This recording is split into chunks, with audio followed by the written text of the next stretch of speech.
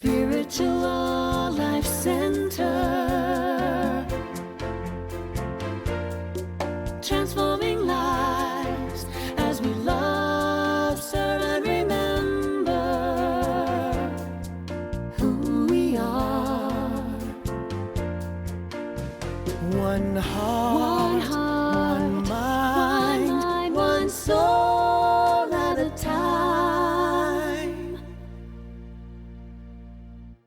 You know, music is so healing. I sit a lot of times and I watch people in the choir on Sundays, and they'll come in kind of tired, and by the end of the day, these people are just floating.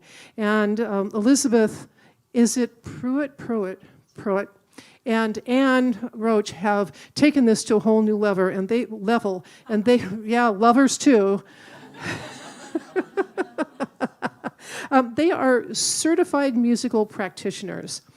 Elizabeth has been playing the harp since 1978, and she's been performing professionally and teaching harp for many, many years here in Sacramento and in Placer County communities. She studied harp at Mills College with Ann Adams and received her BA and a teaching credential from San Francisco State. She's also holds a master's degree in curriculum and instruction from Concordia University, and she received her certification as a music practitioner in 2007 through the Music for Healing and Transition program. She's currently providing therapeutic music as an aid to health and well-being at Sutter Auburn Faith, Eschaton, and Kaiser Permanente, Roseville, where she's also the coordinator for their healing music program. Elizabeth is one of the founding members of Music Partners in Healthcare Incorporated, and she has served on its board of directors from 2008 through 2012. And then we have Ann Roach. Some of you already know Ann. And of course, we see her a lot on Sundays, and she serves us so well with her gift. But she's been singing professionally for over 25 years, and she's been in music ministry for 18 years. She's a performer, songwriter, and recording artist, and she received her certification as a music practitioner in June of 2018, from Music and Healing Transitional Program. She now uses her voice to soothe and comfort through therapeutic music. And when Ann saw the documentary Alive Inside, her life changed forever. And she became the co-founder and director of tuneswork.org, which is a nonprofit organization that advocates, educates, funds, and helps to sustain the ways music are used as medicine in local facilities. She has sought to use her musical gifts to help heal and soothe those who need it most, and educate others on the healing power of music.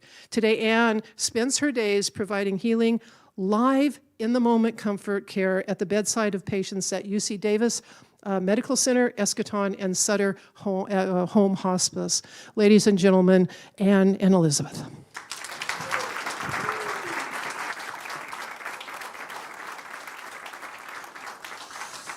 Wow, quite an introduction. Wow, that kind of said everything, didn't it? Did pretty much. We don't have much else to say. Oh, we were going to talk about our journey of how we came. Yeah, I guess to here add to on this to that, point. please. Oh, so my name is Elizabeth. A lot of times you'll hear me referred to as Petsy. That's my nickname. Just it's the same person. I once got an email from someone at work saying, "Dear Elizabeth, Petsy told me I should contact you." Okay, so I just want to put it out there. I'm both. I'm the same person. I play concert harp. I was classically trained concert harpist and was a gigging harpist for a long time, and came to a point in my life where I just wanted to do something a little deeper, a little more meaningful than 150 weddings a year and parties, and it was wonderful. I mean, I'm not complaining about it, but I just wanted to dig deeper. How can I connect with people using my music at a deeper level? And I kept coming across this brochure about the training, Music for Healing and Transition. Put it aside, come across it again, put it aside, come across it again. Finally, I was like, all right, okay, I get the message. I'm supposed to do this. And it really has changed the direction of my life. As was mentioned, I co-founded Music Partners in Healthcare in 2008, so we've been around quite a while. I did serve on their board for the first 4 years, then went off while I got my master's degree. I was also teaching school full-time at the time, and I used to be a junior high teacher, so no one better act up, or I will give you the look.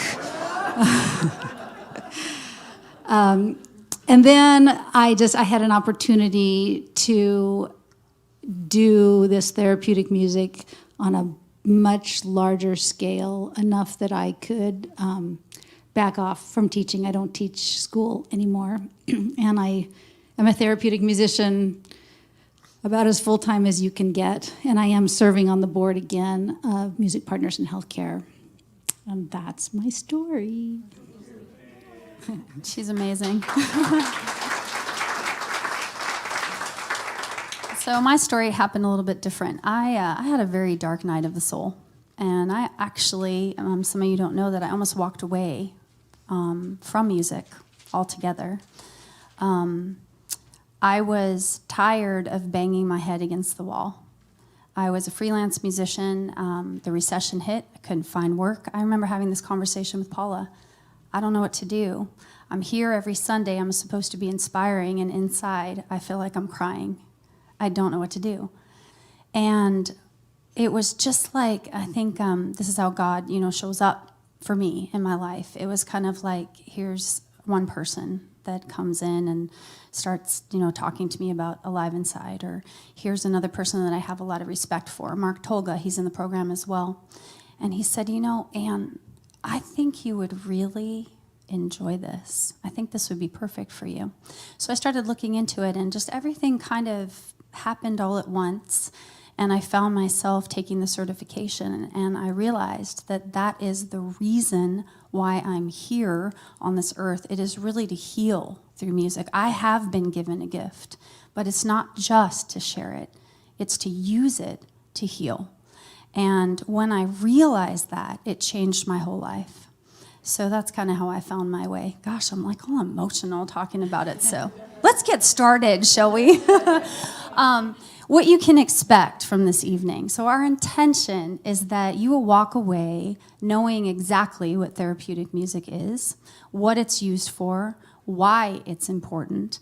And if we don't happen to answer all those questions, there'll be time for Q&A at the end, where you can ask us anything that you'd like.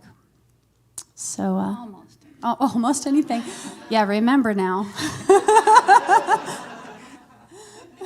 You might jinx like the whole volunteer thing coming up, right? Just kidding. So first we want to just sort of explain what is therapeutic music. So it's music, well, first of all, therapeutic music is an art based on science, on the science of sound. And we use elements of music intentionally. So as we demo different things, maybe you can pay attention to different ways we might use rhythm in the music, or melody, or harmony, different tones and resonances. So we use all of those different elements to address the needs of whoever is in front of us.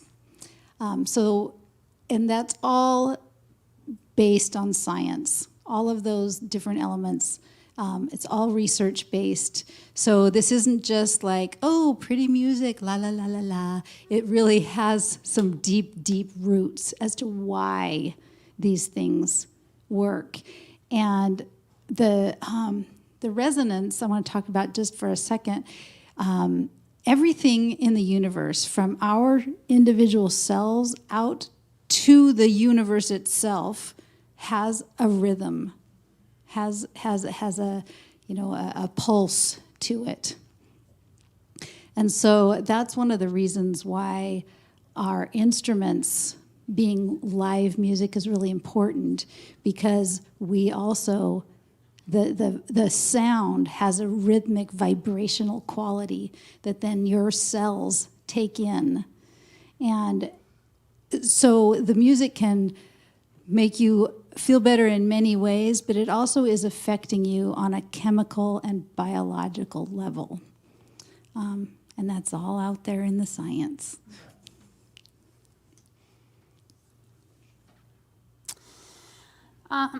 So we seek to create a healing environment through sound, which is what I had mentioned in one of the live announcements that I said on Sunday.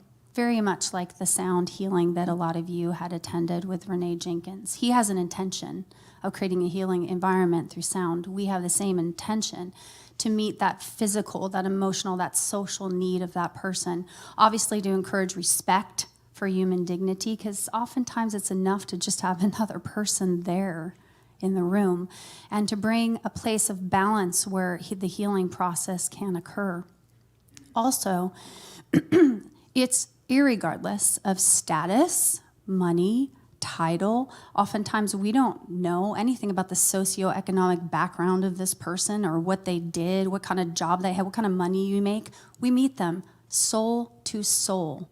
And it is very walking into space open. What am I going to encounter? How do I play for this individual? How will I change what I'm playing for this individual? So it is really on this one-on-one basis that you're having a conversation that oftentimes does not have words at all. Did you want to add anything? No, Okay. So why live music? So I mentioned just a minute ago about the resonance, and then Ann just mentioned about how am I going to change the music for this person. And that's one of the reasons why live music is really important. Not only are we one-on-one, there's just the musician and the patient generally. As they change, as their breathing slows or their fists unclamp or their brow unfurls, we can continue to change the music to follow them as they change. And that's something that really you can only do when there's a person watching what's going on and making those changes in the moment. And so and then I talked to you about resonance and presence also. A lot of times just our presence in a room is the therapy. There's a lot of lonely, isolated people in healthcare facilities, and I never want to underestimate just what, harp or no harp, just me coming into the room does for that person. And a lot of times I'll get comments about, oh, no, I'm sure there's someone else you should be playing for, or, you don't have to do that for me. And I always just say, no, I'm here for you. You are the person I want to play for right now. And it just sometimes that is kind of a miraculous thing. So there's this story I want to share with you about this I understand. And I want to play. No, I'm going to tell a little bit of it first. Sorry.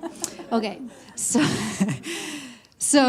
this isn't actually my story. This is it belongs to another certified music practitioner, Eileen. And she went into a hospital room where there was an older woman and a family member in there, and she could tell they were in conversation and they were speaking. She couldn't tell exactly what language, but it sounded like Eastern European language. And so she set her harp to, she didn't really know any songs or exactly which country, but so she set her harp in a scale that would be from that area of the world and played, and I'll do that for you now, and then I'll tell you the rest of the story.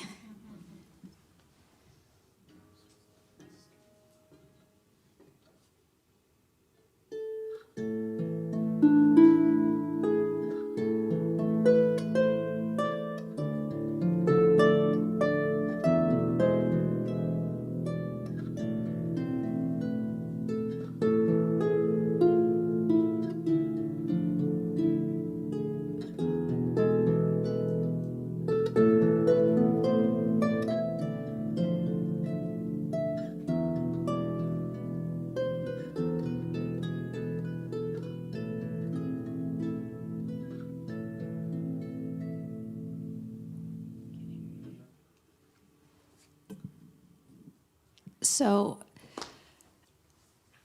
through the family member as an interpreter, the patient said, wait, I want to say something to you. And she said, the nurses come in and talk to me, and I don't understand. The doctors come in and talk to me, and I don't understand. But this I understand. Yeah. And I also noticed the lights are making my harp a little out of tune. I got to adjust it.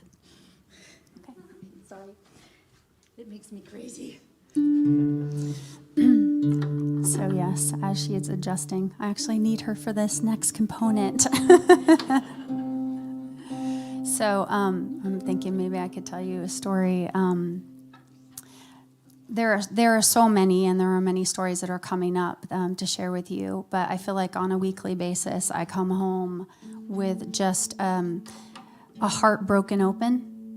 Is kind of the best way I can say it. It's like my heart, I didn't realize that my heart could break open any more than it has, with a capacity to love even deeper and an appreciation for what I have in life. There are a lot of people that are experiencing a lot of trauma right now, and it is amazing how music can sometimes be the language that nothing else can. So as she was saying, I also had an experience like that when I went in. It was and there was a language barrier, but I had figured out that they were speaking Spanish, so I decided to play some of the Spanish songs that I know, and the joy that it brought them. Just them looking at me like, how does she know this song? Like that. It was just an amazing space that was created, like almost an honoring of who they are and where they came from. So moving on, what conditions are therapeutic musicians trained to play for? So we are trained to play for acute. So an acute condition is a trauma is happening. It is an emergency, a heart attack, severe trauma, stroke, surgery, either before you go into surgery or in ICU or after when you're recovering, okay? And so what is the basis of somebody that is in trauma? Everybody is trying to stabilize their condition. And so when we play, we're playing at a tempo that is going to stabilize the condition, 60 beats per minute, so that their heart rate can entrain to the tempo that's being played and they can be stabilized. Oftentimes it will be something that's very comforting to listen to. Probably won't be in a minor key for those musicians in the audience, but it would just create that pad, that platform. Non-acute, broken bones. Non-acute, they fixed it. They place it. You got a cast on, you're recovering now. You're recovering from surgery. There's no imminent danger. Early onset ALS, dialysis, cancer, if you're getting a cancer treatment of some sort, like radiation or chemotherapy, where you're stable. You can basically play anything you want to play. It can be at any tempo, and it would really depend on who you come into a room, who you're encountering, what did they need at that time. You'll have to assess it in the moment. Next, we have high pain and anxiety. Hurting, that's what sticks out for me. Pain, throbbing pain. Whether or not they've been given medication or not, they are in pain and they can't get out of it. And you notice this by shallow breathing, or they're nervous, they're agitated, they're irritated, restless, they can't sleep. High pain and anxiety. I'm talking really well, like I know what I'm talking about, right? I do experience sometimes a lot of anxiety, so I know what that feels like. It's like, oh my gosh, something is going to happen. Walking into that space, oftentimes for me, I don't want to play something that brings up any kind of memory. And the reason why I say that is because even if it's a happy memory, then they're not there with that person. So often we're going to give them a space that's open. Maybe it's multi-metered. It has a lot of space. It's like, they can kind of daydream away. They're not thinking about a particular melody at all. It's just going to let them drift. I've also noticed that sometimes when people are in a lot of pain, too much sound, not a good thing. It's just too much. It's like it's just constantly coming from everywhere, all these sounds and all these people, and it's too much, I can't take it. So how about don't give them too much to process at that time, okay? And that's one way that we would support those 3 conditions. Our next is cognitive impairment. So this would be a head injury. It would obviously fall under the category of dementia or Alzheimer's, temporary disorientation, needing to process, so having any form of cognitive impairment. When somebody says, I want you to visit this patient, and they have some kind of cognitive impairment, my first question is, how old are they? What song am I going to play that's going to bring back a memory for them? So I love the era that, that my mom is from. I love those songs so much, the Great American Songbook. But, sometimes it might be Metallica. I'm not kidding.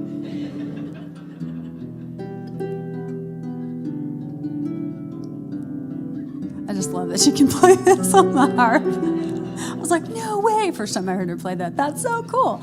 So it might be Metallica. It might be something else. It might be a country song. You just never know. So that's why each individual is different. And now we get to actively dying in the last hours of life, where the physical body rhythms are dissipating and death is imminent. We don't want that to give them anything to hold on to. So how much space can we provide? Maybe a few notes, and then a lot of air. Unstructured, open. It's okay. You can go. Let's support you with this sound.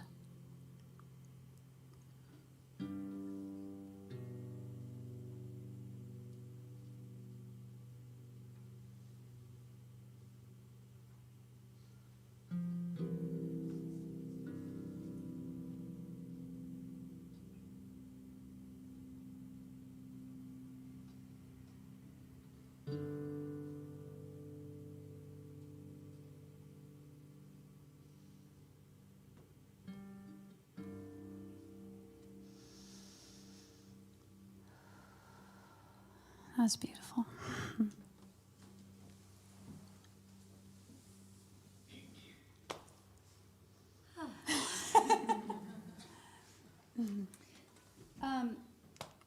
So, music, therapeutic music, well, all music, but specifically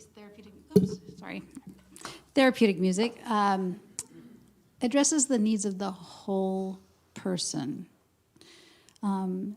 And I think that's really important because a lot of times, especially in some healthcare situations, you feel like you're a conglomeration of symptoms and yourself kind of gets forgotten in there. So the music can really address the whole person. So I'm going to talk a little bit about the physiological needs that music can address. Pain is a big one. It can offer a distraction from the pain, can take the person someplace else. If someone is having breathing difficulties, we use certain phrasing to help someone take deeper breaths. And what happens with that is when we can help someone take deeper breaths, their oxygen saturation levels go up, and that helps decrease the pain. It also helps all of the medicines and everything, all the other interventions work more effectively, which in turn may mean that they can forego some additional chemical interventions, which is really great. I had a patient just the other day. Just as I was walking in, she was calling the nurse saying, I got to have my pain meds, I got to have my pain meds. And the nurse says, okay, I'll be there in a minute. And I start playing, and 10 minutes in, the nurse hasn't come in yet, and this patient's asleep. well, I think maybe she can skip those pain meds, at least for a little while. Yeah. So that's, some of those physiological things that we can address. I'm having a little bit of a hard time reading it. Oh, yes, spasms and tremors. It just sort of relaxes everything, every part of you. Nausea and vomiting, we can play. We don't want to play like an ocean music, make them seasick, but we can play something very, very steady and calming, and that often just takes their minds away from feeling so sick.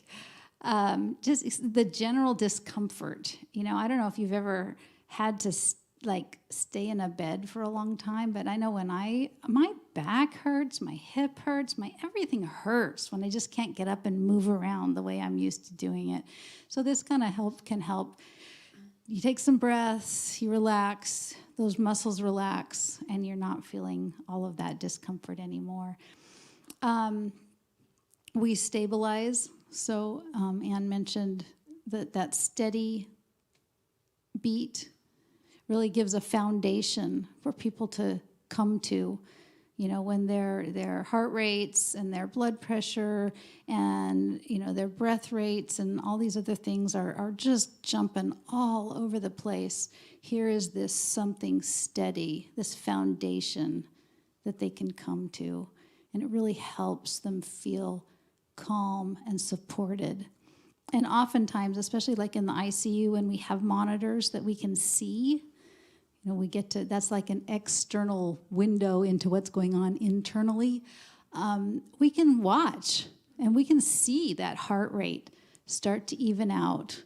Or if it was super, super, super, super high, maybe it slows down a little bit and becomes closer to a normal range. We can see the oxygen saturation levels come up. No longer are the alarms going off, but now we've got them up at like a 95% or 100% O2 saturation level, which is fantastic. We can see whether they had these shallow, rapid breaths. Again, that's not going to help somebody heal if they're just got these shallow, rapid breaths. So we can see on the monitors, look, their breathing is starting to slow and deepen. And then, look, along with that, the oxygen's coming up. And, look, all these wonderful things are happening, all because they started taking some breaths. And, if you are anxious or you are in pain, often that is what our breathing is doing. We're like, taking some deep breaths is one of the best things you can do. And oftentimes with music, that's one of the best things we can help you do, is just to take a deep breath. Right. Yeah. If I might interject, what we would like to do now is we would like to ask if, I know this is it's kind of a weird question, but we'd like a volunteer, and I was hoping if there's somebody that is, his hand goes up like, right away. If there's anybody that's really been dealing with, anxiety or any pain, that would be kind of ideal. And so if you had, just the courage to raise your hand and come up and, are you coming up? Okay. You're coming up. That's awesome.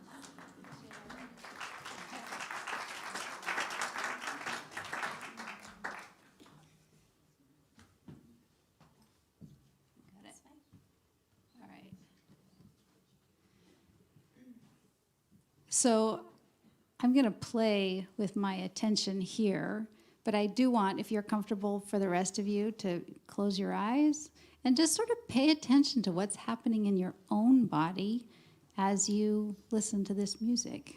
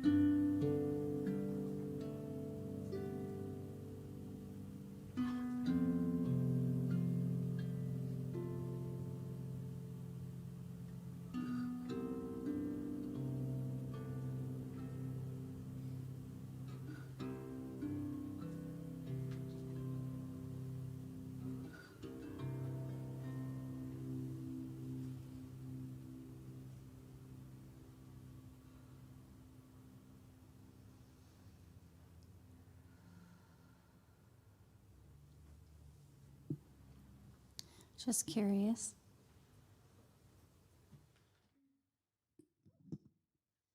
If you noticed anything.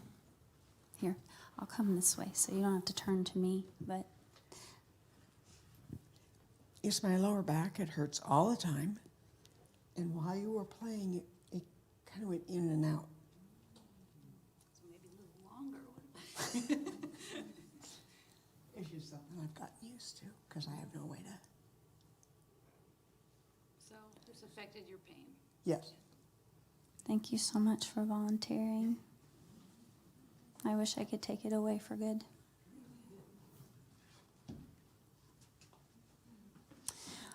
Oftentimes a session lasts, for me, it usually lasts about 25 to 30 minutes.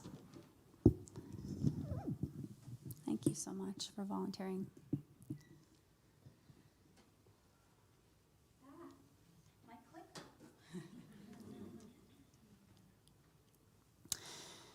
So we're always affecting emotion. We're relieving the emotional turmoil and distress. Depression, sadness, agitation, fear, like I'd mentioned before, like a procedure is going to happen and there's anxiety around that, restlessness. The processing of emotions, sometimes stimulating positive feelings, and then of course disassociation from the situation and altering the sense of time. One of my first experiences,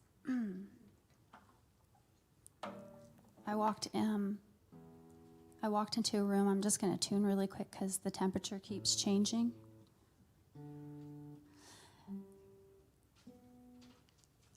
I walked into a room with a woman, a young woman. I would say young, like around my age. Why are you laughing? And the reason why I'm asking why you're laughing is because she was dying. And I think that it was kind of young. Gosh. didn't know this one. It's like, really, it's back in my mind again.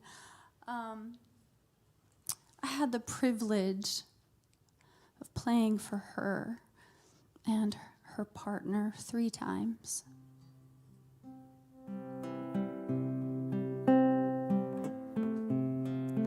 And every time I came into the room, he would get into the bed with her and he would snuggle. And they would face me.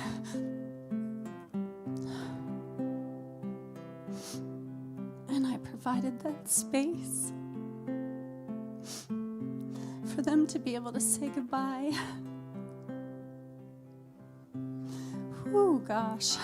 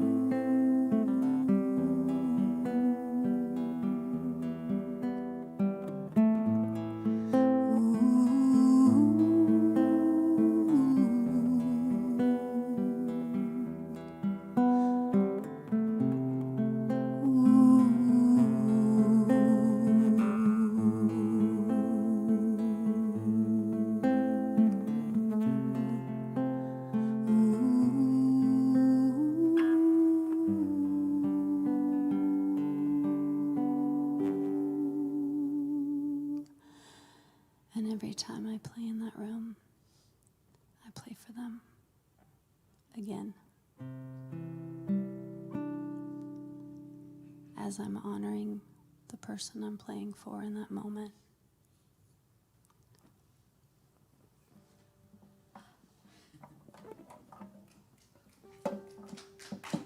Thank you.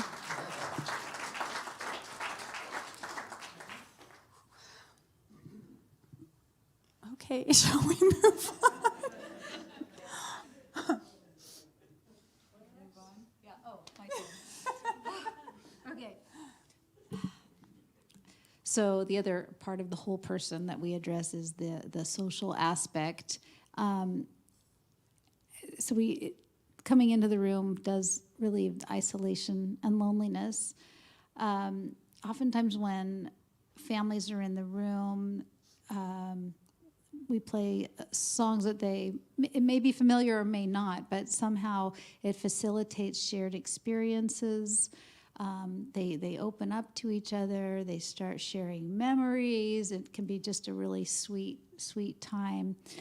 And then there's also mental confusion and dementia. We play for a lot of residents of memory care facilities. And a lot of times also in hospitals, people have confusion and dementia. And I'm going to tell you a story about, I was playing in a skilled nursing facility, and I knew that the patient that I was going in to see had Alzheimer's. I was given that information. So I played things that I thought would be familiar to her, and her daughter was sitting there, and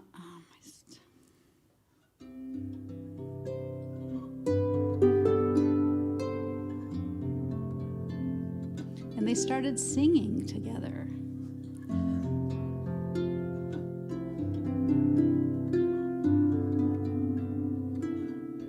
So they sang that together, and I think I did Edelweiss, and maybe The Water is Wide, and O Shenandoah, some of those. And the mom, the patient and her daughter, adult daughter, were singing together. And after I left, the daughter came running out in the hallway and gave me this huge, huge hug. I'm not going to be able to get through this without crying either. And she said, "You know, my mom has not spoken in months. And to have her sing with me gave me a few minutes of having my mom back." It was, yeah.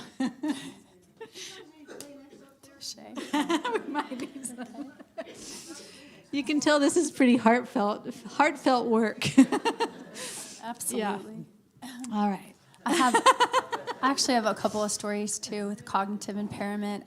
It was actually the same person that I was visiting, a resident in a memory care facility, and I was honored to visit her repeatedly. And one day I came in and she was freaking out. She just was so agitated. Obviously, those that are in a memory care facility, they have a form of dementia or Alzheimer's, and or cognitive impairment of some kind. And she was very agitated, and they couldn't calm her down. And what I wanted to do was immediately start playing, but what I had to do was ask. And so because my gut was saying, "Go now, go play," and so I was like, "Should I try some music?" And they were like, "Oh, no, nothing is calming her down." And so I figured that I would just beg forgiveness instead of ask permission again. And I just snuck over. The good thing about a guitar is you can stand up and kind of sneak around. And I just started kind of playing in the doorway. And it was amazing what happened. She instantly calmed down. They were able to communicate with her. They wheeled her back to her room, where I played for her again there for probably another 25 minutes. And then when they wheeled her out into the commons area, she was like a completely different person. Like none of that had happened at all. Now, skip ahead to I'm sitting with her again a little while later, and she's just once again very agitated, and she's going through her things, and I don't know what to do. I have to get ready. I don't know what to do. And so I was trying a bunch of stuff, and then I stopped, and she said, "Don't stop. Your music is helping my brain work." You got it. I'll keep going. I think it was an hour session that night, something or other. So. Spiritual needs. So relieving spiritual tension or fears. Obviously, this happens toward the end of life, facilitating and letting go, and to create a peaceful and supportive atmosphere for that to happen. Sometimes people are very religious, and they do want to hear, let's say a Christian song or something in the end. I will say this. There is an energy present when I've walked into rooms and someone is dying and they no longer can speak anymore. They're just laying in the bed. And what happens for me is I see the body, but I feel them everywhere. It's like they've, expanded into the whole space. And that is like, wow. It's just, I can't quite describe what that feels like. But I'll just, demo just a little bit what that might sound like, even though you had done that earlier with an unstructured.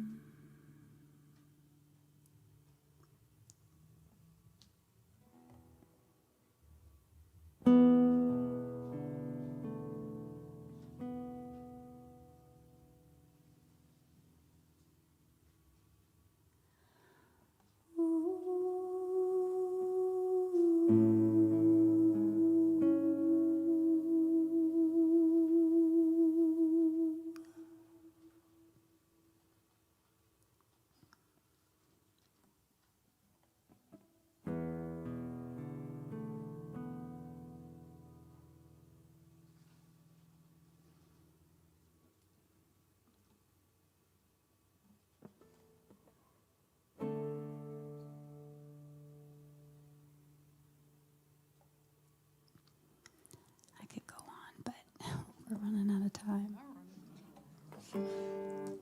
Just a little sample. All right.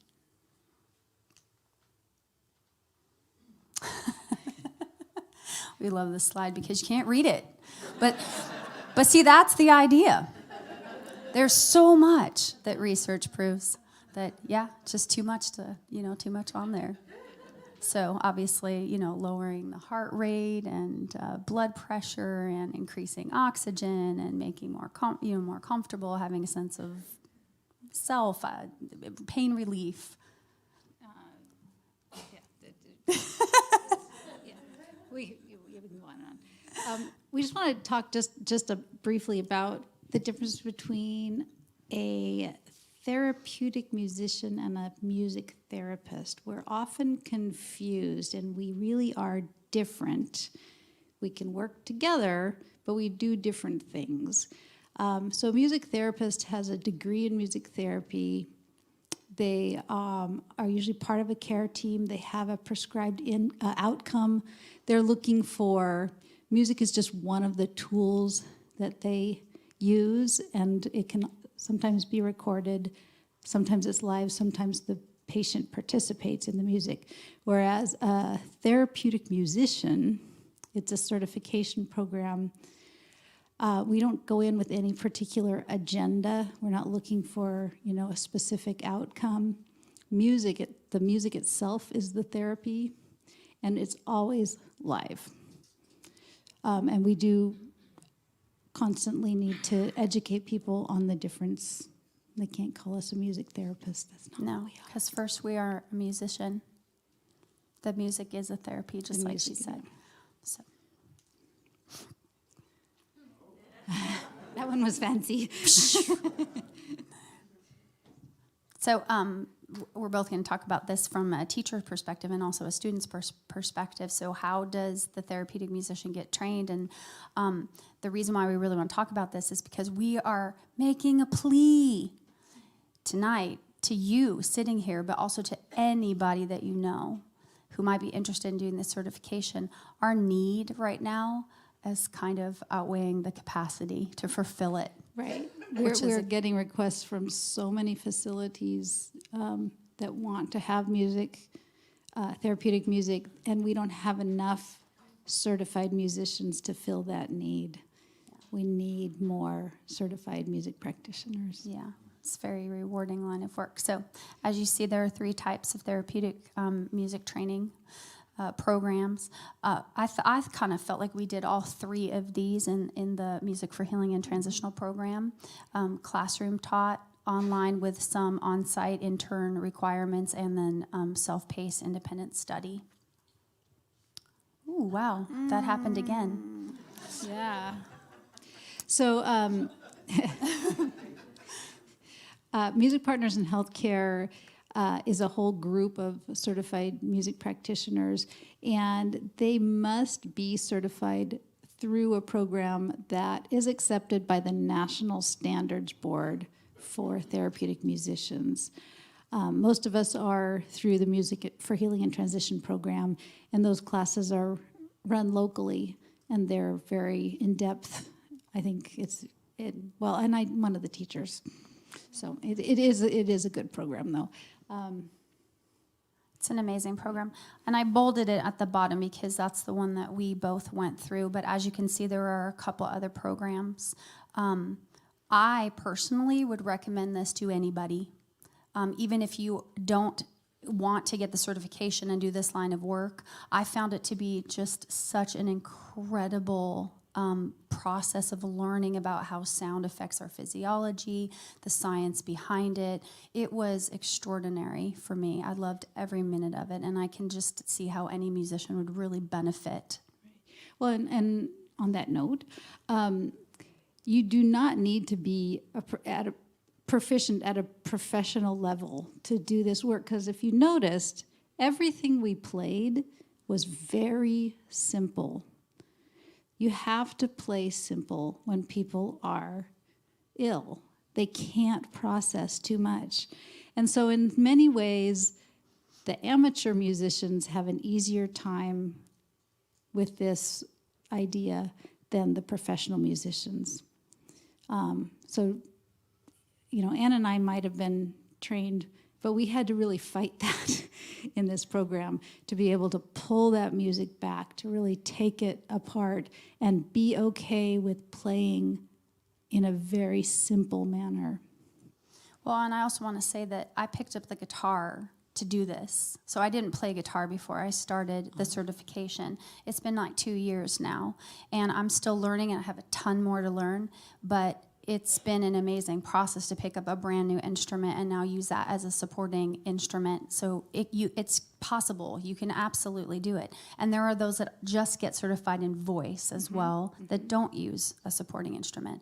So come one, come all day, really. So, and tell everyone you know, please.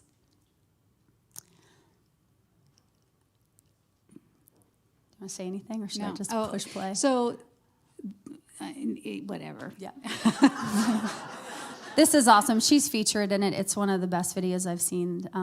So please enjoy watching this, and then Deborah will come up. Uh-oh. I pushed play. There it goes. Okay.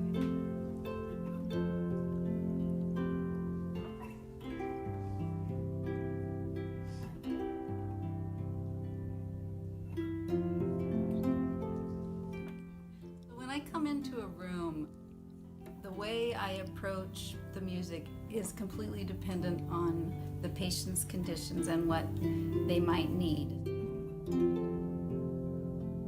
I may play familiar pieces for someone who's confused, that gives them some comfort and familiarity. I may help someone breathe deeper who's having trouble with shallow breathing. I may play while someone is dying, and I play a really specific type of music that helps them let go and make that transition.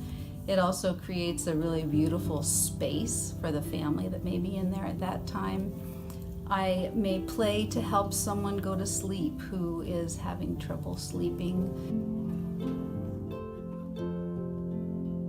It is one of the biggest privileges I can think of. Someone lets you into their room at a very vulnerable time for them, and with the music we make a very close connection, and I can watch them and they watch me. It just makes you forget everything and how sick you are, and it takes your mind into the better place. It does.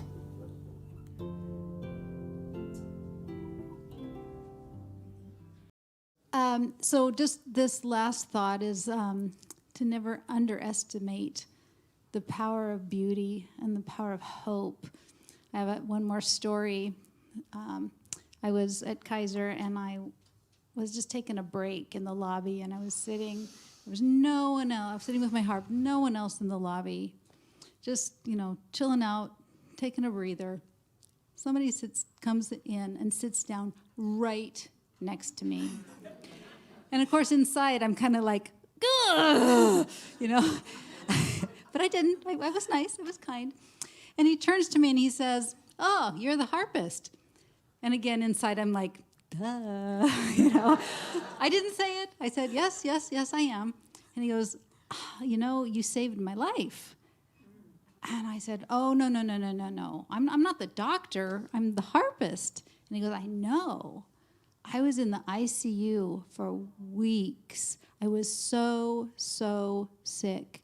And I was done. I was done fighting. I was too tired. I was just done.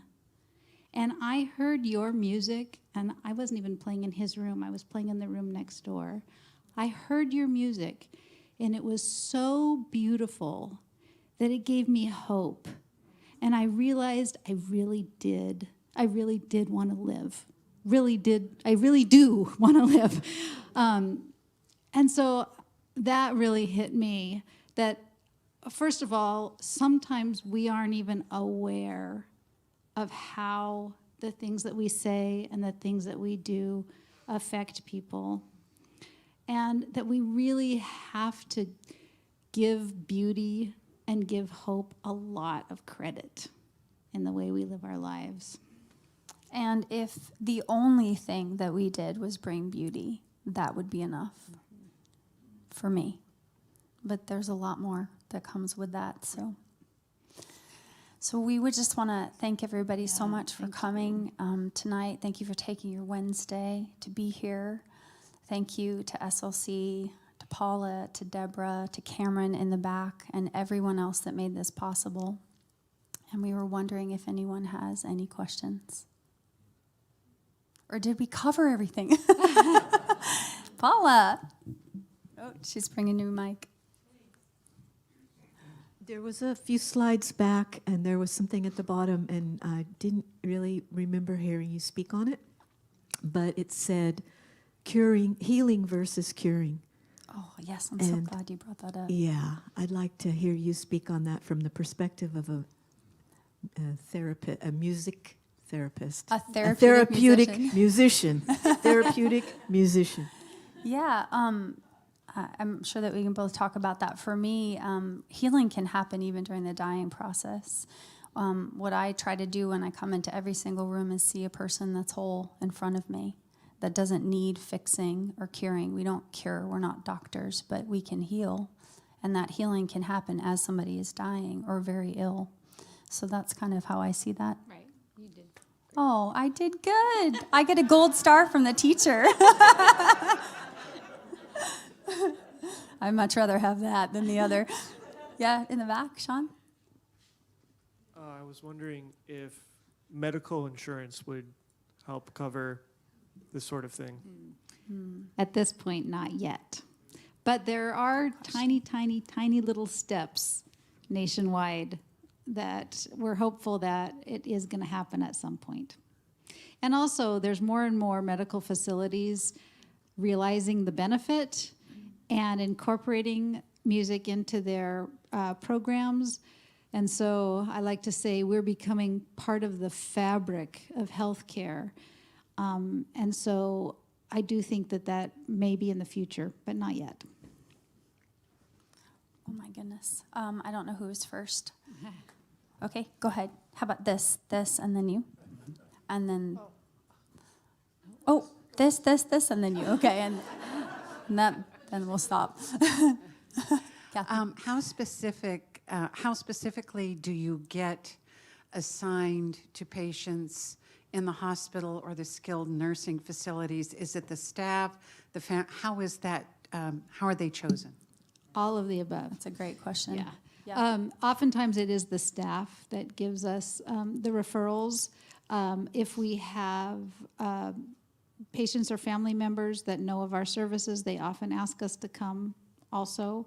And then sometimes, like in hospitals, when I work at Kaiser, occasionally the nurses are just like, so busy. And so I just take my patient list and just start looking in rooms and asking. I get referrals from, I work under the palliative care team at the hospital, so that's where a lot of my referrals come from. They also come from the chaplains, as well as now a lot of the nurses will call me because they have now experienced that for themselves. And so they're like, yay, you're here. Come and see my patients. So, and then families sometimes, what happens is they'll hear, maybe they'll hear you playing down the hall, and then the patient will ask the nurse to come and ask you, or the family will come and say, hey, could you play for us? So that happens as well. Thank you for the question. She said she had the same question as Kathy did. So okay. Somebody over here had a... RJ and then Pat. A lot of end-of-life issues and critical care issues, but what about pregnant mothers, or when you have you played for newborns? Yeah, I have been so privileged to play for several women during labor, and it's made just a great difference for them. And then just 2 months ago, I played while my grandson was being born, and it was amazing. Yeah, so that was just, yeah. So I have played, but that's always been patient request that hasn't yet come from the facility. Let's take one more. Okay. So it's not a question, but as a healthcare provider and working in an acute hospital, and it's been a while because I've been retired, but back in 2010, I remember, and I don't know if it was you or not, but there was a harpist that would come, and it just changed the whole milieu on the unit. And people who were snarky kind of calmed down. There was more teaming. It was like, it changed everything in the unit. That's It's one thing beautiful. we didn't mention, which I think we The had environment, meant to, is Thank that you. we don't always just play for the patients, we play for the staff. And it does make a big difference to just everything on the floor. Yeah. And there's someone who has to leave right now, and so she can't stay after to ask you a question. So can we just do this really quickly here? Okay. Yeah, thank you. Hi. I'm wondering about nursing homes because I was in a nursing home for a while and I didn't see anything like this, and I just think how wonderful. You know, is there anything like that going on in nursing homes? There is, and Music Partners in Healthcare has a contract with Eschaton, all of their skilled nursing and all of their memory care facilities in the area. And at this point, you just have to ask admin of the others for it. Yeah. Okay, so I was hoping when I asked you for a little extra time to get you out of here by 8:10, so it's 8:09. If you could stay put, I have one more item of business. I'd like to invite Mike Silcox to come up. As you guys know, we're the co-founders of Tune's Work, which is a nonprofit that funds and sustains and educates. Oh yeah, and Elizabeth is here, and she's from Music Partners in Healthcare. She's also a harpist, amazing. So our last efforts, it was on September 7th. We had a benefit concert with Husky Shows, and we would like to present this check to Music Partners in Healthcare to continue doing what they do. $10,000.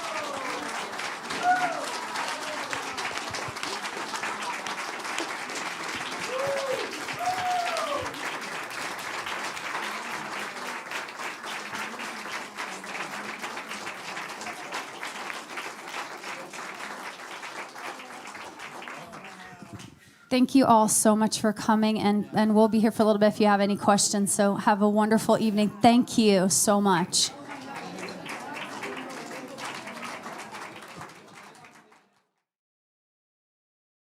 Spiritual Life Center.